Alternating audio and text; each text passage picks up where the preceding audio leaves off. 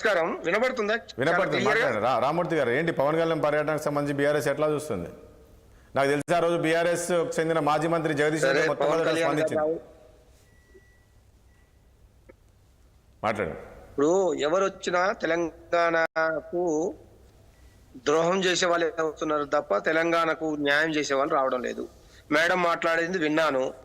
చంపిన వాళ్ళే, హత్య చేసిన వాళ్ళే సంతాప సభ పెట్టినట్టు, సంతాపం తెలియజేసినట్టు, అభివృద్ధి చేయని వాళ్ళే ఇప్పుడు మేము చేస్తున్నాం అని చెప్తున్నారు.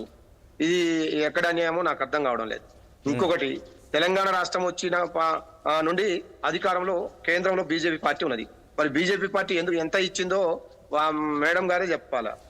తెలంగాణ నుండి పన్నుల రూపంలో మా దేశానికి పోయింది ఎంతో కూడా చెప్పాలా. కానీ మీరు ఇచ్చేది పావలా, మా దగ్గర నుంచి తీసుకునేది రూపాయి. అది గుర్తుపెట్టుకోవాలని ఈ సందర్భంగా తెలియజేస్తూ, మొత్తం మా పార్టీ అధికారంలో ఉన్నా కానీ, ఇప్పుడు కాంగ్రెస్ పార్టీ అధికారంలో ఉన్నా, ఆ కేంద్రంలో బీజేపీ అధికారంలో ఉన్నా, తెలంగాణ రాష్ట్రానికి ఈ రెండు పార్టీలు, కాంగ్రెస్ బీజేపీ పార్టీలు చేసేది గుండు సున్నా.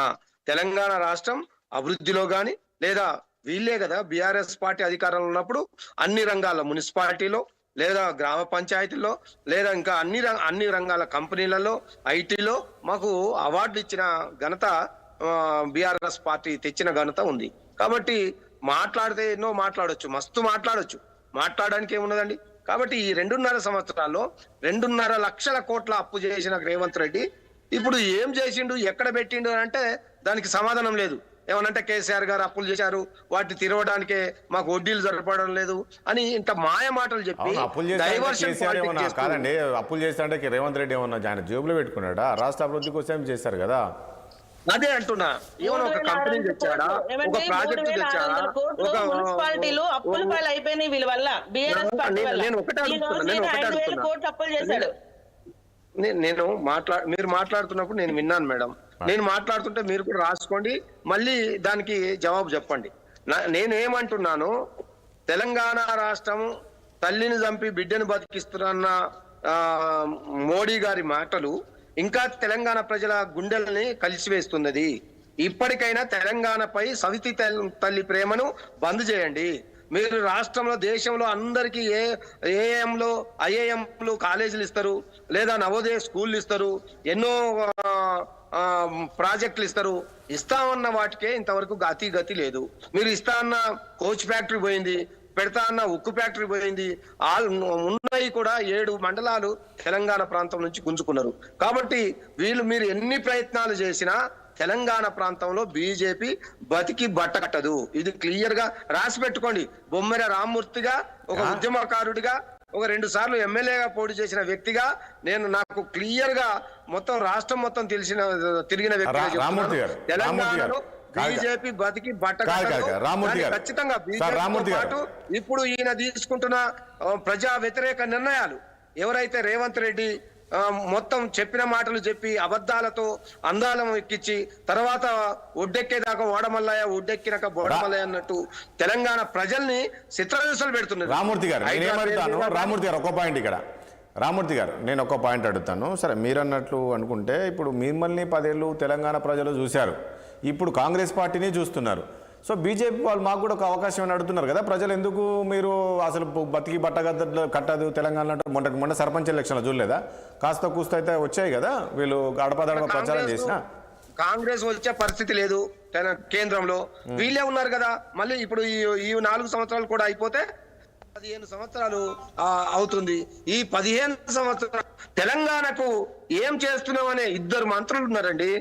కిషన్ రెడ్డి గారు ఏమైనా కంపెనీ తెచ్చాడా? బండి సంజయ్ ఏదైనా ప్రాజెక్టు తెచ్చాడా?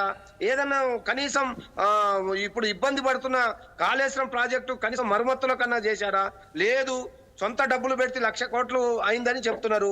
ఎంత వ్యవసాయం పెరిగింది భారతదేశంలోనే, వ్యవసాయంలో నెంబర్ 1 స్థానంలో తెలంగాణ ఎలా వచ్చింది? ఇప్పుడు నిన్న ముఖ్యమంత్రి రేవంత్ రెడ్డి అంటున్నాడు నెంబర్ 1 స్థానంలో తెలంగాణ వరి ధాన్యంలో ముందున్నది అన్నాడు. ఎలా వచ్చింది? నువ్వేనా ఒక కాలువ తీసావా, ఒక ప్రాజెక్టు కట్టావా? కాదండి, ఎందుకు వచ్చిందంటే మీరు అన్నారు కదా ఆ రోజుల్లో ఒరేకండి, ఒరేస్తే ఉరి అన్నారు కాబట్టి ఆయన వేసి చూపించాడు. మీరే అన్నారు కదా, కేసీఆర్ అన్నారు కదా, ఒరేకండి ఒరేస్తే ఉరే అన్నట్టు అన్నారు. ఈ రోజు అదే ఒరి వేయించుండి కొన్ని 1000 ఎకరాలు అది ఏ సందర్భం సందర్భం లేకుండా మాట్లాడతారు. ఉరి వేస్తే వరి వేస్తే ఉరి అని మొత్తం మీరు వరి పంట వేస్తున్నారు. 2 కోట్ల ఎకరాలకు ఇప్పుడు మనం మాగాని అయింది కాబట్టి మనం ప్రత్యామ్నాయ పంటలకు పోతే బెటరు. వరి వేయడం వల్ల మీకు అమ్ముకోవడం ఇబ్బంది అవుతుంది, కేంద్రంతో ఇబ్బంది పడతాం మనం అని రైతులకు సహాయం చేసే విధానంలో మాట్లాడిన మాట అది. వరి వేస్తే ఊరి అని అనలేదు. వరి వేస్తే మీరు ఇబ్బంది పడుతుంది. ప్రత్యామ్నాయ పంటలు పప్పు ధాన్యాలు కానీ ఇంకా ఇతర ధాన్యాలు కానీ మిరప కానీ లేదా పత్తి కానీ మొక్కజొన్న కానీ ఇలాంటి ఇతర పంటలకు వెళ్ళడం వల్ల మన ఆదాయం పెరుగుతుంది, మన యొక్క భూమి యొక్క ప్రొటెక్షన్ కూడా పెరుగుతుంది అని ఆ కంటెస్ట్ లో మాట్లాడిన మాటలు అవి. దాన్ని చిలాపలకలుగా చేసి తెలంగాణ ప్రాంతాన్ని ఇప్పటికైనా కొంచెం ఏమైందంటే ఇక్కడ నాకు ఛార్జింగ్ లేదు.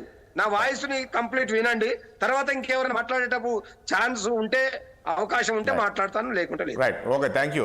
ఎస్, ఒకటి